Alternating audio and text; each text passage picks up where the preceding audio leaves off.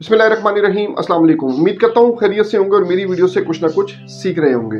आज हम इस वीडियो में डिस्कस करेंगे कि हम बनाना को पाकिस्तान से कैसे एक्सपोर्ट कर सकते हैं, क्या प्रोसीजर होगा, सोर्सिंग कहाँ से करनी है, इन्वेस्टमेंट कितनी होगी, प्रॉफिट कितना होगा, कौन कौन से जो मार्केट है कहाँ कहाँ एक्सपोर्ट करना है, कौन कौन सी टारगेट कर सकते हैं, किन किन मार्केट को टारगेट कर सकते हैं, डॉक्यूमेंट कौन कौन से होंगे, पैकिंग कैसी करनी है। आपने बहुत से लोगों ने इस पे वीडियोस बनाई होंगी कि एक्सपोर्ट कैसे करना है बनाना पाकिस्तान से। तो ये जो वीडियो है आप लोगों के लिए बहुत इंपॉर्टेंट होने वाली है, बहुत इंफॉर्मेटिव होने वाली है। इसमें A to Z हम डिस्कस करेंगे कि हमने बनाना को कैसे एक्सपोर्ट करना है।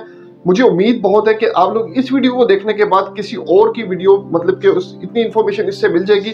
आप ना यूट्यूब पे सर्च करोगे ना गूगल पे सर्च करोगे क्या क्या चीजें रिक्वायरमेंट होती है और क्या क्या चीजें जो है किस तरह एक्सपोर्ट करेंगी, आप सर्च नहीं करोगे। इतनी इन्फॉर्मेटिव आप लोगों के लिए बना दूंगा, तो वीडियो को एंड तक लाजमी देखिएगा। सबसे पहले बात करते हैं इसके HS कोड की। 08039000 इसका HS कोड है। देखिए पाकिस्तान जो है 36 नंबर पे आता है अपना बनाना एक्सपोर्ट करने के लिए।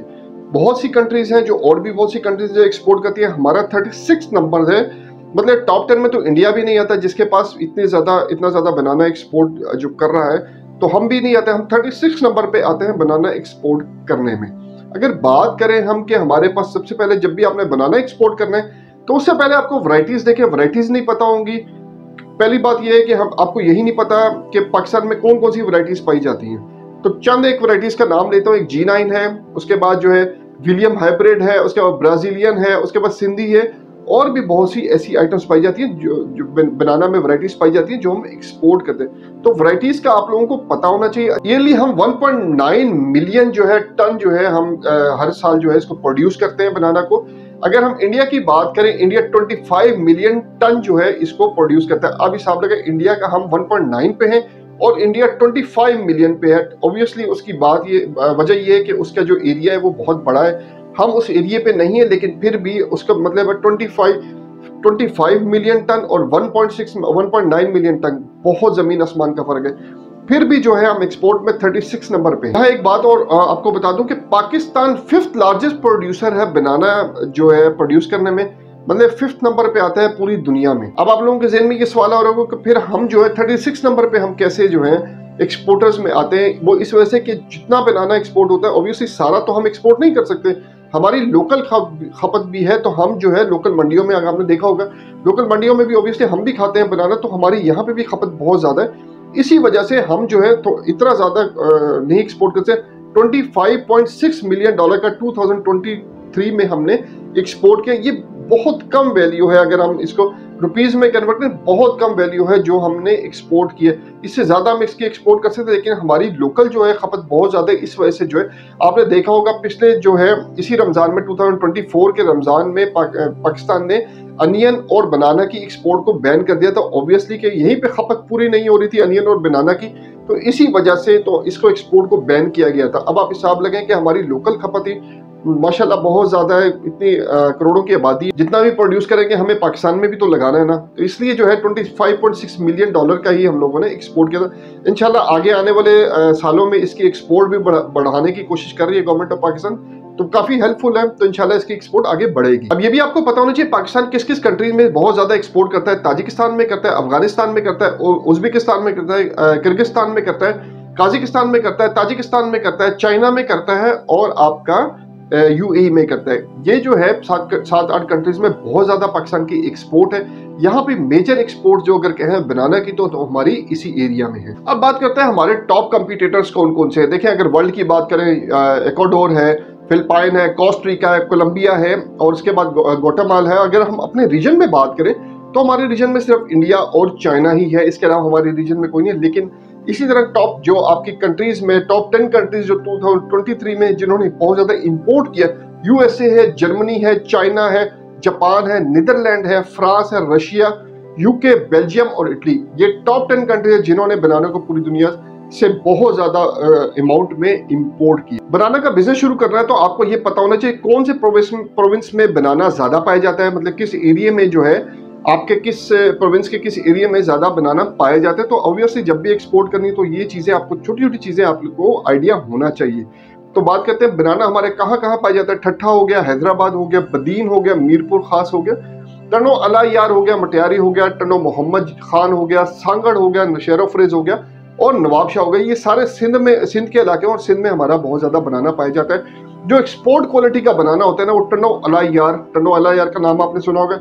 सारा एक्सपोर्ट क्वालिटी का बनाना टन्नो अलायार से ही जाता है, आसपास से भी जाता है, लेकिन टन्नो अलायार एक फेमस है, वहां का बनाना बहुत जबरदस्त है। तो वही जो है वहीं पे उन्होंने जो है उसको एक्सपोर्ट करने की वहीं से हम सारे कोशिश कर रहे हैं। अच्छा, जब एक्सपोर्ट करना है आपने, अब बनाना तो आपने बाग से ले लिया, अब उसको जो है जम फ्री भी बनाना है। देखो उसमें जम्स होते हैं, अब उसको फ्री कैसे करना है, इसमें कुछ स्टेप्स है, 4 स्टेप्स है, इसको फॉलो करना है जब भी आपने बनाना एक्सपोर्ट करना है। तो जो है आपका क्लोरीन वाटर सबसे पहले बनाना तोड़ना है आपने, उसके जो लुंगर होता है जिसको लुंगर बोलते हैं, उसको आपने डिप करना है क्लोरीन वाटर में, ठीक है। उसको डिप करने के बाद 3 से 4 मिनट उसको डिप करना है, डिप करके उसको निकाल देना, निकालने के बाद आपने उसको क्लीन वाटर के अंदर डिप करना है, वो भी 3 से 4 मिनट आपने उसको क्लीन वाटर के अंदर डिप करना है। उसके बाद एलुम वाटर के अंदर उसको, जो तीसरा स्टेप है एलुम वाटर के अंदर उसको डिप करना है, वो भी 3 से 4 मिनट करना है। अब एलुम वाटर क्या होता है, ये फटकरी का पानी होता है, जो जिस पानी में फटकरी डाल दो उसको एलम वाटर बोलते हैं। तो उस पानी में भी इसको डिप करना है 3 से 4 मिनट। उसके बाद इसको ड्राई कर लेना है, जो बनाना आपका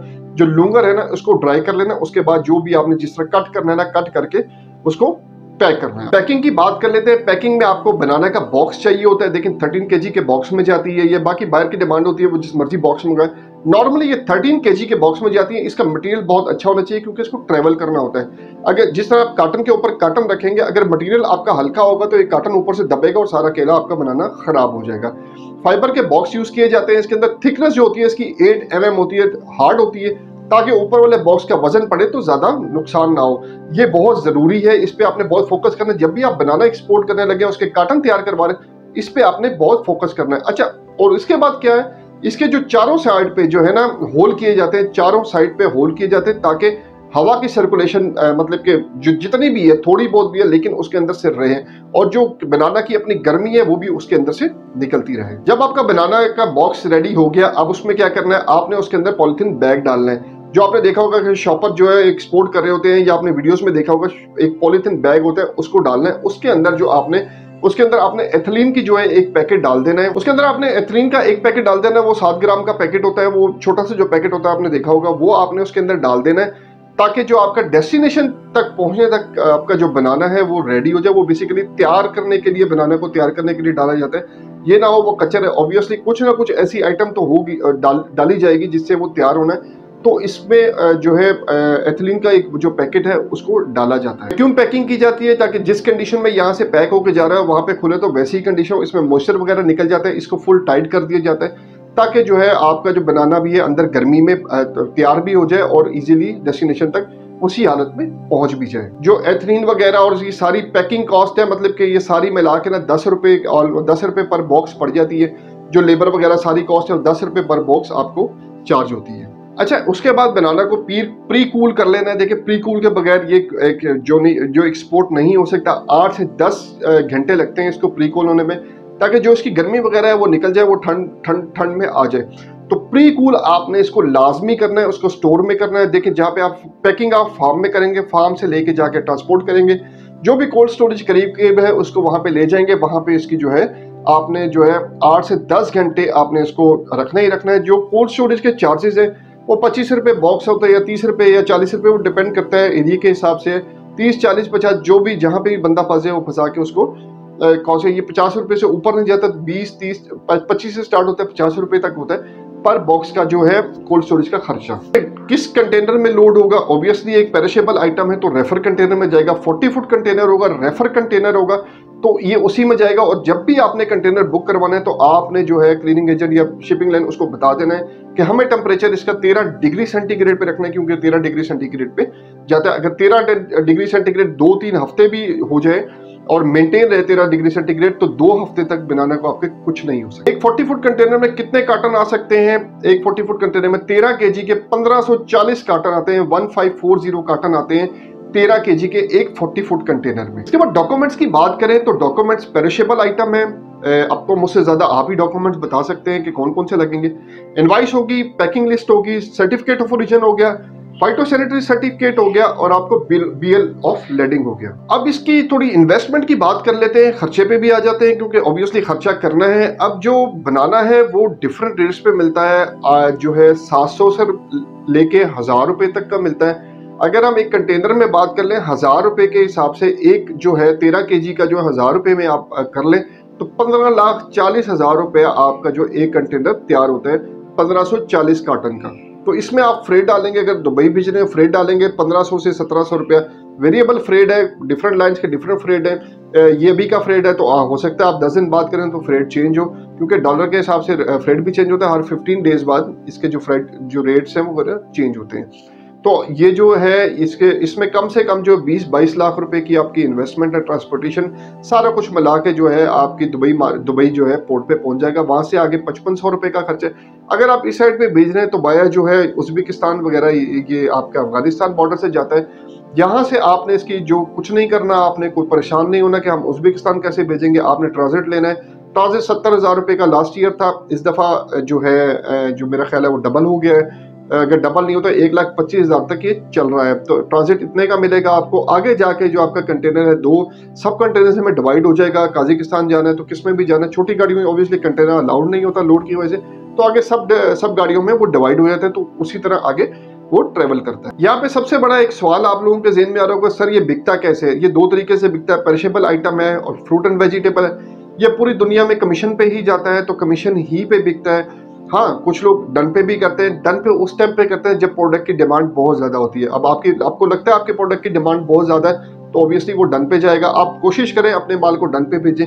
अगर आप नहीं कर सकते तो जहां पे आप भेज रहे हैं वहां पे एक विजिट करके वहां पे जो है प्लान कर लें, कुछ पेमेंट लें उससे, ताकि आपको ये परेशानी ना हो कि यार मेरे पास पेमेंट नहीं है। तो पेमेंट एडवांस में कुछ लें, बाकी बेशक आप बाद में उससे लेते रहें। जो आपका आपस में बायर के साथ डिसीजन हो उस तरह कर लें आप। प्रॉफिट इसमें अच्छा है, लेकिन जो भी फ्रूट एंड वेजिटेबल है वो जो है आपकी जो है उस पे करता है, सप्लाई पे जाती है। मतलब जितनी सप्लाई देंगे उसी हिसाब से आपको अर्निंग होगी। आप जो कंटेनर बेस है ना ये, कि आप 10 कंटेनर भेजेंगे तो एक कंटेनर भेजने का कोई फायदा नहीं, 2 का कोई फायदा नहीं, कम से कम 3, 4, 5, 6 कंटिन्यू करेंगे तो एंड पे ही आप देखेंगे आप कितना अर्न कर सकते हैं। जब सीजन के एंड पे देखेंगे आपको जो है 3 महीने 6 महीने का आप लगाएं, उसके बाद आपको आइडिया होगा कि यार मैं इतना अर्न किया, इतना लॉस किया, इतना। ये सब ऐसे नहीं होता कि एक शिपमेंट। हाँ, कोशिश करें अपने पैसे ना बचाएं। अगर पैसे नहीं बचेंगे वो सर्कुलेशन में चलते रहेंगे तो आप रेगुलर काम करते रहेंगे। नॉर्मली जो है एक नॉर्मल एक्सपोर्टर जो है इसमें 1.5 से 2 लाख या 2.5 लाख रुपए इजीली कमा सकता है। जब गेम ज्यादा करेगा तो 5 कंटेनर भेजता है तो 10 लाख रुपए इजीली जो है महीने का कमा सकता है। अच्छा, दूसरी बात ये, अब कुछ बात कर लेते हैं गवर्नमेंट के इंसेंटिव्स की। गवर्नमेंट क्या इंसेंटिव इस पे भी देती है? जी बिल्कुल इंसेंटिव देती है। बनाना एक्सपोर्ट पे जो आपकी इनवाइस वैल्यू है, एफओबी वैल्यू है, उस पे आपको 4% का रिटर्न बैक ड्यूटी ड्रॉबैक देती है। मतलब 4% आपको जो है वो छूट दे देती है। मतलब नॉर्मली इसमें सेल टैक्स नहीं होता, एग्जेम्प्ट होता है। फ्रूट एंड वेजिटेबल एग्जेम्प्ट है, 0 सेल टैक्स है, वो आपको रिटर्न इसलिए नहीं होता। बाकी जो है आपको रिटर्न हो 4% आपको ड्यूटी ड्रॉबैक आपको एफओबी वैल्यू पे मिल जाता है। बहुत इन्फॉर्मेटिव वीडियो थी। उम्मीद करता हूँ आपको इस वीडियो से भी कुछ सीखने को मिला होगा। मेरी वीडियो को लाइक, सब्सक्राइब और शेयर लाजमी किया करें ताकि आने वाले इंपोर्टर एक्सपोर्टर्स भी कुछ ना कुछ सीख सकते हैं। अगली वीडियो तक के लिए अल्लाह हाफिज।